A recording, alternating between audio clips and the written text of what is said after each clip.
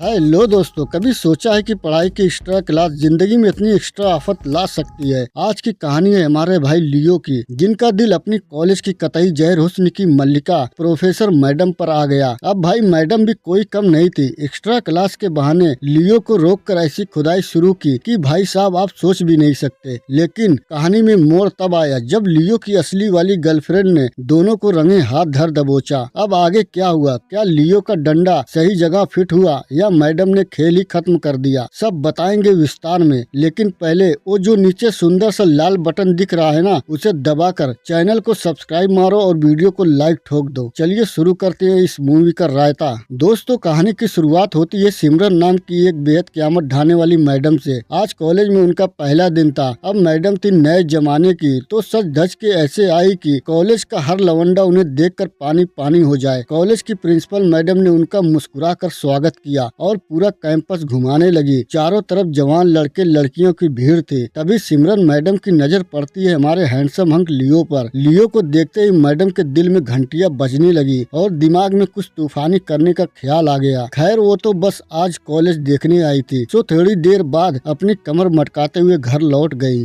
अब बात करें लियो भाई की, तो खेल खत्म होते ही वो सीधा पहुंचे अपनी गर्लफ्रेंड लीजा के पास। कल इन दोनों की लव एनिवर्सरी थी, तो दोनों ने मिलकर एकदम कड़क और रोमांटिक प्लान बना रखा था। लियो कॉलेज का सबसे चिकना और हैंडसम लवंडा था। लड़कियां उस पर जान छिड़कती थी, पर अपना भाई तो सिर्फ लीजा का दीवाना था। उधर लीजा जब अपने घर पहुंचती है तो देखती है कि उसकी मम्मी यानी माया गहरी चिंता में डूबी है। असल में लीजा के पापा एकदम निठल्ले थे, कोई काम धाम नहीं करते थे, इसलिए बेचारी माया को घर चलाने के लिए दो दो नौकरियां करनी पड़ती है। लेकिन लीजा पढ़ाई में एकदम अव्वल थी, हर साल स्कॉलरशिप लाती थी और उसी से अपनी कॉलेज की फीस भरती थी। अगले दिन कॉलेज में सिमरन मैडम का पहला वर्किंग डे था। वो क्लास में आती है और अपना इंट्रोडक्शन देती है, लेकिन भाई उनकी आंखें तो पूरी क्लास में सिर्फ लियो को ढूंढ रही थी। जैसे ही क्लास खत्म हुई, मैडम ने दांव खेला और लियो को अकेले रोक लिया। मैडम प्यार से बोली, लियो तुम पढ़ाई में थोड़े ढीले हो, तुम्हें एक्स्ट्रा क्लास की जरूरत है। लियो था सीधा साधा लड़का, उसने सोचा मैडम उसका भला चाहती है तो वो मान गया। अब क्लास में पढ़ाते पढ़ाते मैडम अपनी जाल बिछाने लगी। मैडम बोली, अगर अच्छे कॉलेज में एडमिशन चाहिए तो तुम्हें रोज मेरे पास कोचिंग के लिए आना होगा। असल में मैडम का इरादा पढ़ाई का कम और लियो को अपने जाल में फंसाने का ज्यादा था। लेकिन लियो ने कह दिया, मैडम कल से आएंगे, क्योंकि कल मेरी और लीजा की पहली लव एनिवर्सरी है। ये सुनते ही मैडम का चेहरा ऐसे उतरा जैसे गर्म तवे पर पानी पड़ गया हो। उन्हें ये बात हजम नहीं हुई। जाते जाते उन्होंने लियो का फोन नंबर झटक लिया। घर जाकर मैडम के दिमाग में लियो का ही भूत सवार था। उन्होंने ठान लिया कि इस लीजा को रास्ते से हटाना ही पड़ेगा। अगले दिन मैडम ने अपना विलेन वाला रूप दिखाया। असाइनमेंट चेक करते हुए उन्होंने जानबूझकर लीजा को सबसे कम नंबर यानी सी ग्रेड दे दिया, ताकि उसकी एनिवर्सरी का मूड खराब हो जाए। लीजा बेचारी मिडिल क्लास की लड़की, कम नंबर देखकर उसका रोना निकल गया। सबके जाने के बाद वो सिमरन मैडम के पास गई और बोली, मैडम मेरे लिए अच्छा नंबर बहुत जरूरी है, वरना मेरी स्कॉलरशिप चली जाएगी। मैडम तो यही चाहती थी। वो बड़े शांत होकर बोली, ठीक है,